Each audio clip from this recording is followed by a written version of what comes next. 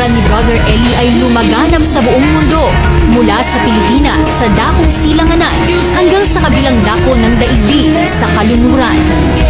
Naitaguyod ni Brother Eli ang Iglesia ng Diyos na ngayon ay mayroon ng kaanib sa halos lahat ng mga bansa sa buong mundo.